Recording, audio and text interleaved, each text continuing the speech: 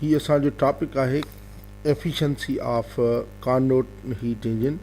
Actually Carnot heat engine हिकु French scientist सारी Carnot जेको आहे सो तजवीज़ ॾिनी। थ्योरिटिकल इंजन आहे। हिन चयो त जेकॾहिं थ्योरिटिकल इंजन जी एफिशिएंसी ॾिसूं त एक्चुअल जेके हीट इंजन आहिनि उनजी एफिशिएंसी उन मां असांखे कंपेयर करणु पवंदी। हिन बिल्कुलु हीट जेके लॉसिस थियनि था उन्हनि खे बिल्कुलु इग्नोर करे छॾियो। हिन हिकु हीट इंजन कंसीडर कई जेके कंस्ट्रक्शन जेका आहे कार्नोट हीट इंजन जी construction of Carnot heat engine. हाणे कार्नोट हीट इंजन में जेका ॻाल्हियूं आहिनि से छा छा खणे थो ई सो construction of Carnot heat engine में पहिरियों आहे जेको आहे सो gas cylinder with movable piston movable हूंदुसि। कॾहिं हिन में मूवेबल में के बुक्स ई ॾियनि था के नथा ॾियनि। अमेरिकन इंग्लिश में ई अचे थी ऐं असांजो जेको आहे सो ब्रिटेन इंग्लिश में ई कान थी अचे। तव्हांजी मर्ज़ी आहे, जेकॾहिं मूवेबल तव्हां हीअं लिखो त बि ठीकु आहे। ब्रिटेन इंग्लिश में मूवेबल ही आहे ऐं अमेरिकन इंग्लिश में ही आहे। Gas cylinder with movable piston with insulating walls and piston, insulating walls and piston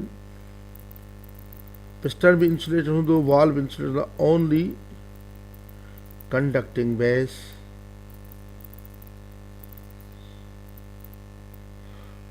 conducting base, so that there are no heat losses. There are no heat losses except from the यानी असां base खां थोड़ी गरम कंदासीं। an ideal gas, बिल्कुल ideal gas, an ideal gas is enclosed in it.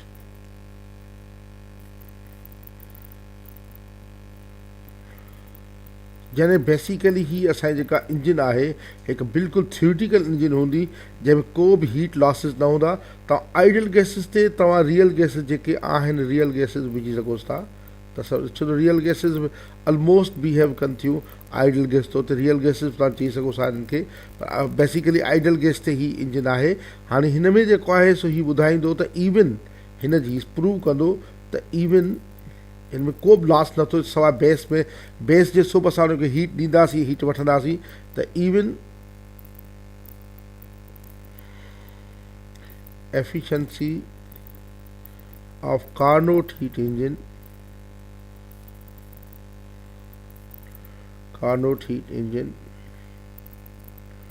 Is not 100%। जॾहिं Carnot heat engine जी और unity ना आहे या 100 यूनिटी माना 1 ना आहे या 100% ना आहे त ॿी कंहिं बि इंजन जी एफिशिएंसी एतिरी थी नथी सघे। यानी असां हीअं था चऊं त जेकॾहिं हीउ हिकिड़ो सिलेंडर आहे, हिन में सिलेंडर में गैस आहे, हीउ पिस्टन आहे त न को हीट, ही इंसुलेटर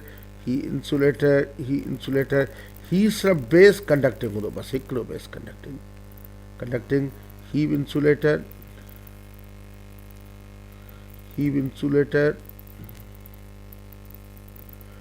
इंसुलेटर यानी हीट जो लॉस थींदो ई कोन।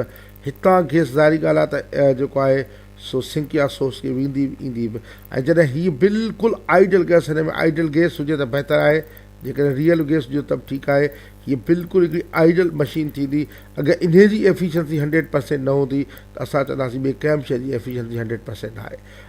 बेसिकली हाणे हिन गैस खे जेको आहे सो हीट कयो वेंदो मुख़्तलिफ़ प्रोसेस ते। 4 प्रोसेस आहिनि जंहिं ते हीट कयो वेंदो।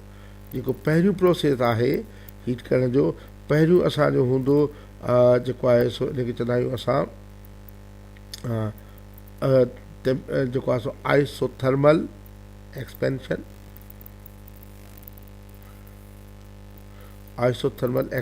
हूंदो।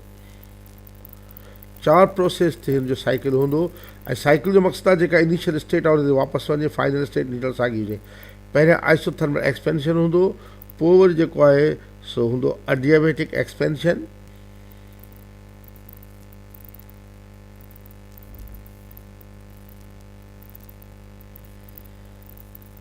Second process. थर्ड हूंदो असांजो थर्ड जेको हूंदो उहो हूंदो आइसोथर्मल कंप्रेशन,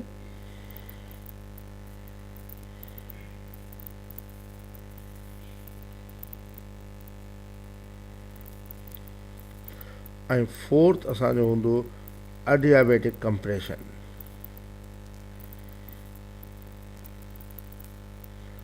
एक्सपेंशन जो मक़सदु आहे वॉल्यूम वधंदो, एक्सपेंशन जो मक़सदु आहे वॉल्यूम वधंदो पर टेम्परेचर कांस्टेंट हूंदो। ज़ाहिरी ॻाल्हि आहे आइसोथर्मल मीन्स टेम्परेचर कांस्टेंट ऐं वॉल्यूम वधंदो। हिन में एडियाबेटिक एक्सपेंशन जो मक़सदु आहे त हर थींदी एक्सपेंशन, बाक़ी हर शइ चेंज थी वेंदी पर हीट न को ॾिबी न को वठिबी। आइसोथर्मल कंप्रेशन जो मक़सदु आहे त टेम्परेचर कांस्टेंट हूंदो ऐं कंप्रेस थींदो, यानी वॉल्यूम घटि थींदो। अडियाबेटिक कंप्रेशन जो मक़सदु आहे त जेको आहे सो न को हीट वेंदी न को ईंदी पर कंप्रेशन थींदी। असां जेके असांखे पहिरियां सां जेको आहे सो पहिरियों जेको प्रोसेस आहे असां इहो आहे पहिरियों प्रोसेस हीअ आहे, इन खे असां चवंदासीं isothermal expansion.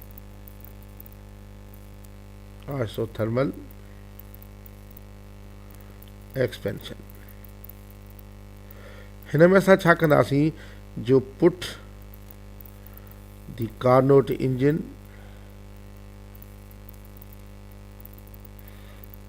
on a source of temperature T1.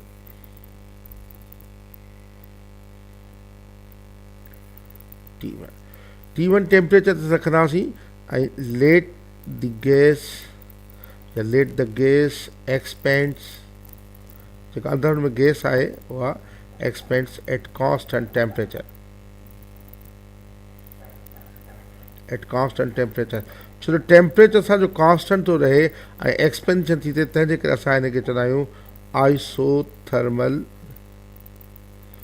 Expansion. Isothermal expansion, isothermal expansion असांजो हीअं थींदो, जेकर मां हिनखे शो कयां आइसोथर्मल एक्सपेंशन खे, हीअ असांजो वॉल्यूम आहे, हीअ असांजो प्रेशर आहे, त असांजो जेको आहे सो हितां मिसाल तौरु ए खां शुरू थियो आहे, ए खां बी ताईं हिते ए आहे ऐं हिते बी आहे। हिन ए वटि जेको आहे सो सपोज़ प्रेशर असांजो प्रेशर P1 आहे, वॉल्यूम V1 आहे, टेम्परेचर T1 आहे, त बीअ ते आइसोथर्मल प्रेशर चेंज थी वेंदो P2, वॉल्यूम V2 ऐं टेम्परेचर T1 रहंदो। हीअ आइसोथर्मल कर्व आहे। हिन में तव्हां ॾिसो टेम्परेचर कांस्टेंट आहे, एक्सपेंशन थी आहे, आइसोथर्मल एक्सपेंशन। अच्छा, उन खां पोइ जेको सेकंड आहे, हाणे गैस एक्सपेंड थिए ई थी पई ऐं जो टेम्परेचर T आहे जॾहिं उहो एक्सपेंड आहे उन खे खणी असां वरी यानी असां जेको आहे सो बेसिकली ही जेको पहिरें प्रोसेस में हीअं रखंदासीं, हार्ड बॉडी आहे हिते ऐं हिन गैस खे असां हिन टेम्परेचर T1 ते रखियोसीं ऐं हिन जो जेको आहे सो पिस्टन आहे, त पिस्टन मथे मूव थींदो। बेसिकली हिन मां हीट एनर्जी भई Q1 हिन में वञे थी। हिन में जेको आहे यानी असांखे हिन में Q1 एनर्जी इंजन खे अचे थी, Q1 एनर्जी हिन में Q1 एनर्जी अचे थी, टेम्परेचर T1 आहे हिन में अचे थी, त गैस जेको आहे सो हीट थी वञे। जेको आहे सो हीअ असांजो हार्ड बॉडी आहे या सोर्स आहे T1 टेम्परेचर ते, उन ते रखियलु आहे। साॻियो गैस जो हिते वॉल्यूम वधी वेंदो हिते। हाणे हिन केस में हिन जो जेको प्रेशर हो सो P1 हो, वॉल्यूम V1 हो, टेम्परेचर T1 हो। हाणे हिन केस में प्रेशर P2, वॉल्यूम V2 और टेम्परेचर साॻियो T1 रहंदो। हाणे जीअं ई गैस एक्सपेंड थिए थी पई त ॿियो प्रोसेस जेको असांजो आहे उहो आहे असांजो ॿिए प्रोसेस खे चवंदासीं असां एडियाबेटिक एक्सपेंशन।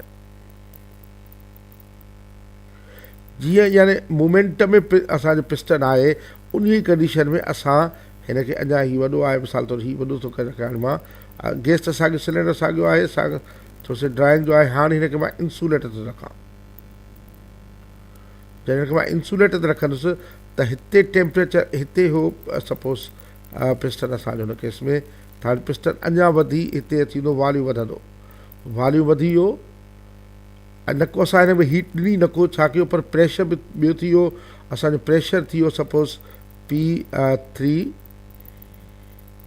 P3 वॉल्यूम थी वियो V3 ऐं टेम्परेचर असांजो हाणे सपोज़ टेम्परेचर असांजो थी वियो T2 टेम्परेचर थी वियो। हाणे T2 टेम्परेचर थी वियो त जेको आहे सो T2 टेम्परेचर थी वियो। हाणे असांजो हीउ अञा बि जेको आहे सा एक्सपेंशन आहे, एडियाबेटिक एक्सपेंशन आहे। ऐं एडियाबेटिक एक्सपेंशन खे असां जेकॾहिं शो कंदासीं हिनखे त एडियाबेटिक एक्सपेंशन जेका शो थींदी सा हीअं थींदी,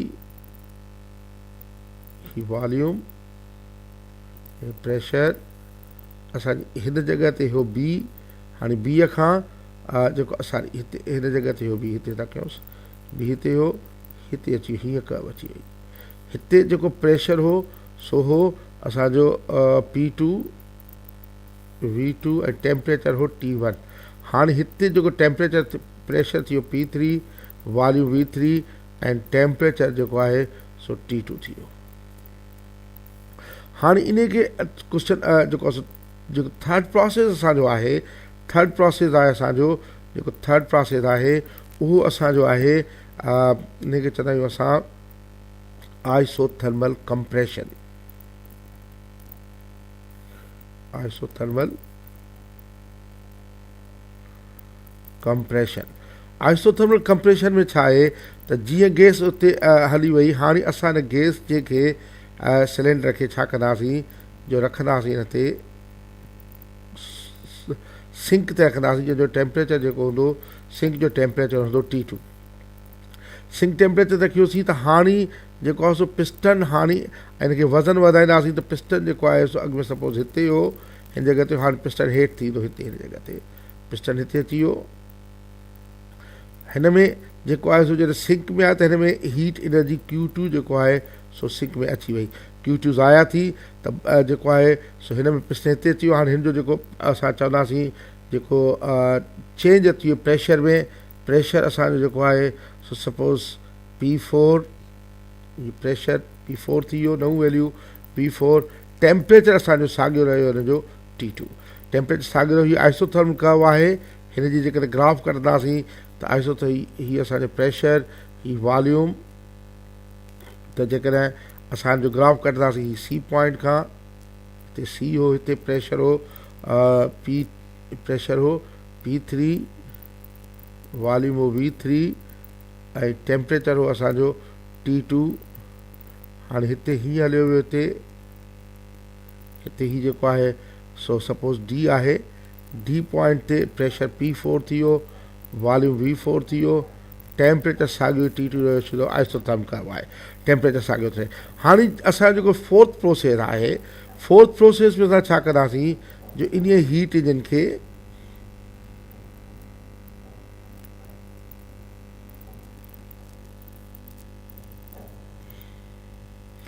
हीट इंजन खे वरी असां इंसुलेटर ते रखंदासीं,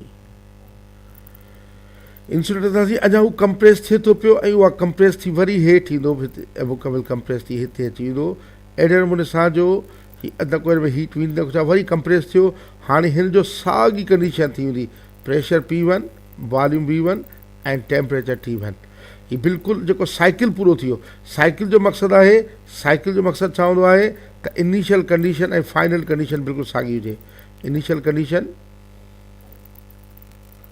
एंड फाइनल कंडीशन सेम हुजे।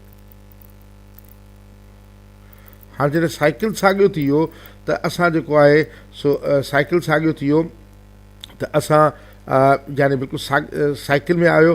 हाणे हिन जो जेको सिर्फ़ु हिन हिसे जो जेको आहे सो सपोज़ कि हीउ जेको प्रेशर आहे, हीउ वॉल्यूम आहे, हिते पॉइंट हो सपोज़ D ऐं जेको आहे सो हीउ मथे जेको आहे सो हलियो वेंदो A तरफ़, ठीकु आहे, ए ताईं वेंदो। ए ते हिते D ते जेको प्रेशर हुयो, D ते जेको प्रेशर हो P4, वॉल्यूम हो V4, टेम्परेचर हो T2। हिते जेको आहे सो साॻी कंडीशन अचे P1, V1 ऐं टेम्परेचर T1 अची वियो, यानी साइकिल पूरो थी वियो। हाणे इन साइकिल खे जेकॾहिं असां गॾु करे ॾेखारियो हिकु डायग्राम में, मां हिते हिकु डायग्राम में जेकॾहिं करे ॾेखारियां, हिकु डायग्राम में करे ॾेखारियां, ॾिसो तव्हां, हीउ प्रेशर, हीउ वॉल्यूम। पहिरियां जेको आहे सो ही A आहे, A पॉइंट, हिन जॻह ते प्रेशर आहे P1, वॉल्यूम V1 ऐं टेम्परेचर T1 आहे।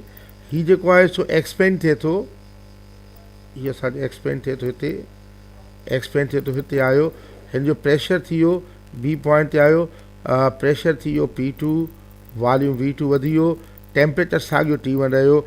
असां हिन खे चवंदासीं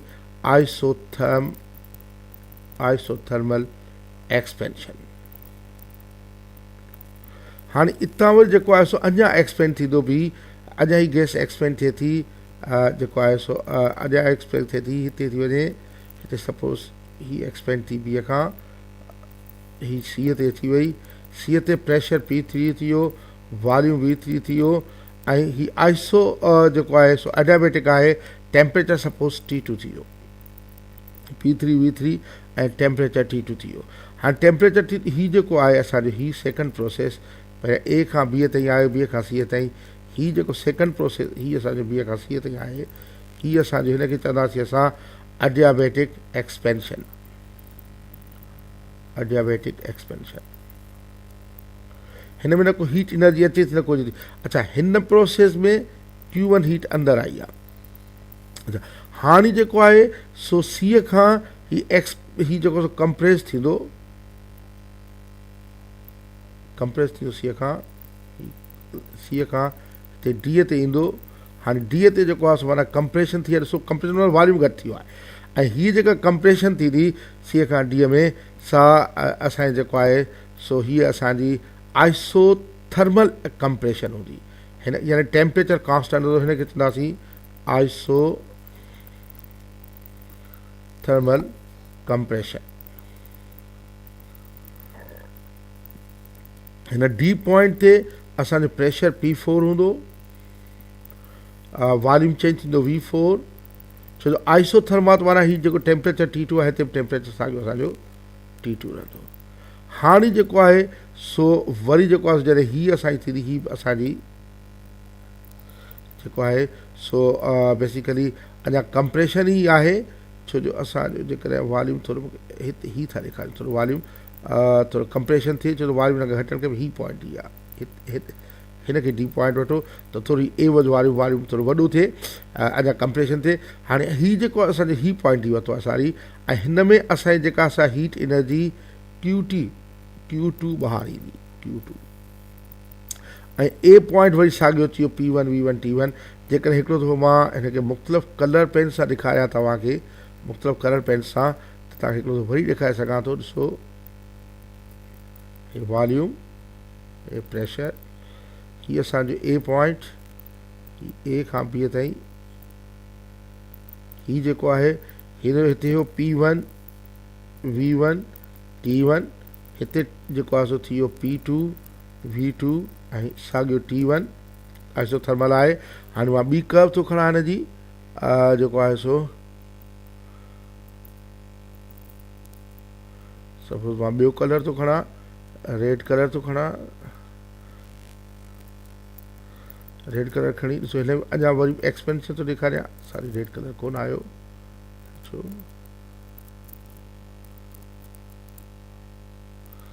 हिकिड़ो मिनट, ॿी पेन खणी पवंदी रेड कलर वारी हेॾां।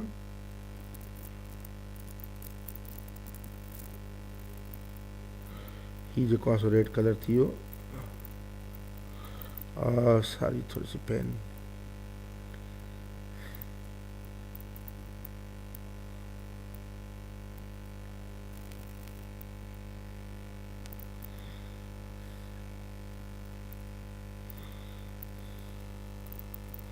हिते सी आहे, सी पॉइंट जो हिते प्रेशर P3, वॉल्यूम V3 ऐं टेम्परेचर T2 थी वियो। ही सी पॉइंट आहे, अञा बि एक्सपेंशन थी। सीअ तां वरी मां जेको आहे सो ॿियो कलर थो खणा, मुख़्तलिफ़ कलर्स में शो थो कयां, जेको आहे सो हितां ही जेको आहे सो वरी हिते जेको आहे ही पॉइंट डी आहे, हिते जेको आहे सो टेम्परेचर जेको आहे सो, अच्छा हिन में हीट Q1 अंदरि वई आहे, Q1, ऐं हाणे जेको आहे सो ही असांजो जेको आहे हिन में असां हिन में जेको आहे सो जॾहिं कंप्रेस थियो आहे त हिन में Q2 हीट ॿाहिरि आई आहे, Q2 ॿाहिरि आई आहे, ऐं ही असांजो जेको आहे सो Q1, ही जेको असांजो पॉइंट आहे डी पॉइंट, हिन जो प्रेशर थींदो P4, वॉल्यूम V4 ऐं टेम्परेचर साॻियो असांजो T2 रहंदो छो जो आइसोथर्म आहे ऐं उन खां पोइ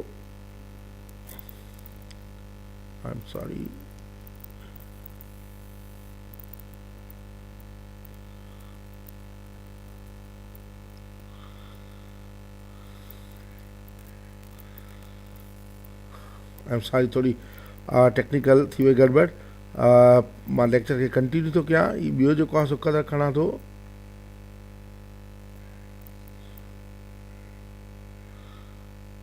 हाणे हितां जेको आहे सो अञा बि जेको आहे सो हिते मूंखे क्यू थोरो हिते ॾेखारिणो पवंदो क्यू खे थोरो वधीक करिणो पवंदो आई एम सॉरी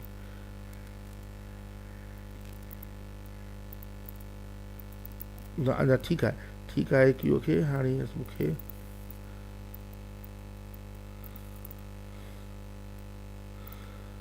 थोरो टेक्निकल गड़बड़ पई थिए अॼु आई एम सॉरी ॿियो कहिड़ो कलर खणा ही थो कलर खणा हाणे जेको आहे सो न ब्लू थो खणा हाणे हीउ जेको आहे सो टेम्परेचर हीउ हिते सीअ खां जीअं ते पतो साॻियो प्रोसेस हीउ जेको आहे असांजो हीअं असांजो साइकिल हूंदो त हाणे हिन में असां ॾिसो जेको नेटवर्क डन थिए थो त हीअ आहे network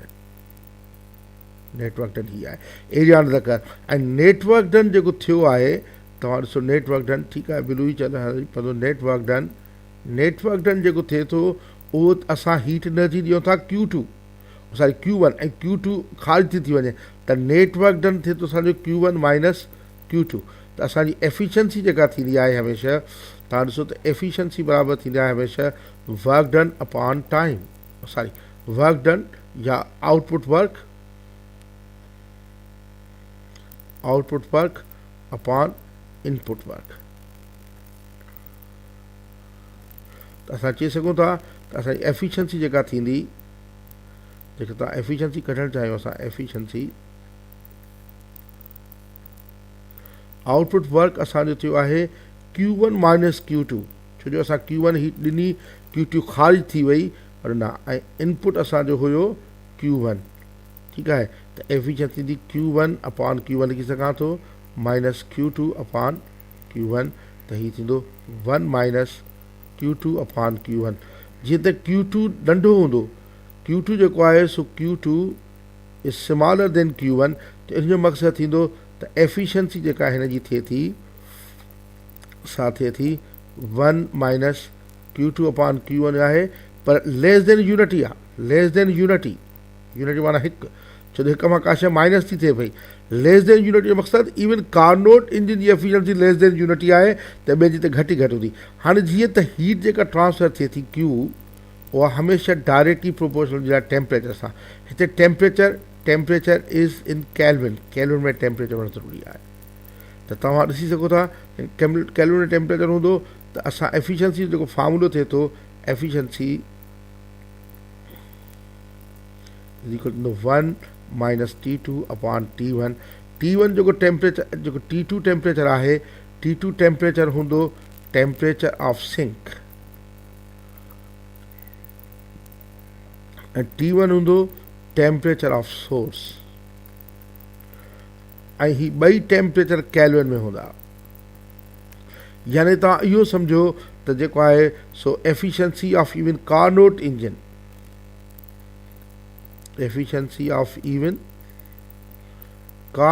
engine is not unity अच्छा अगर परसेंटेज में चवां त हिनखे परसेंटेज में चवंदासीं एफिशिएंसी जेकॾहिं मां एफिशिएंसी खे इहे सां शो कयां त परसेंटेज एफिशिएंसी मां चई सघां थो ॿ फार्मूला थिए हिकिड़ो 1 minus Q2 upon Q1 into 100 या ॿियो थियो percentage efficiency is equal to 1 minus T2 upon T1 into 100 थियो त हिन में तव्हां ॾिसो त जेको ॿ टेम्परेचर छो जो हीउ टेम्परेचर T2 जेको हूंदो सो सिंक जो आहे T1 टेम्परेचर सोर्स जो आहे त T2 नंढो हूंदो हिक खां घटि थी यानी हमेशह even efficiency of Carnot heat engine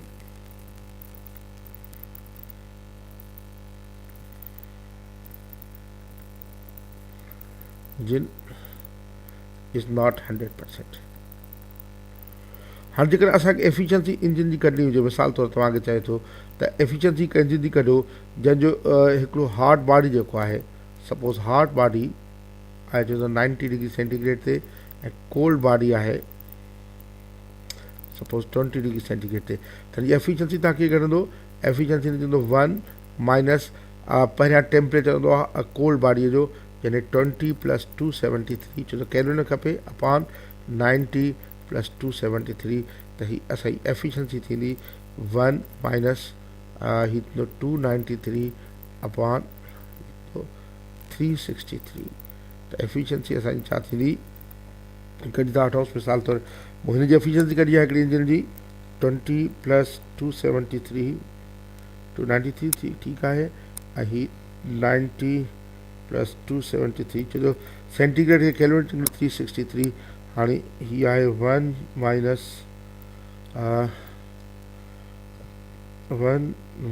293 upon 363, सभिनी जा 293 हेठां आहे, ही कैलकुलेट कयो त ही थी थो असांजो अचे थो 70 अपॉन 363,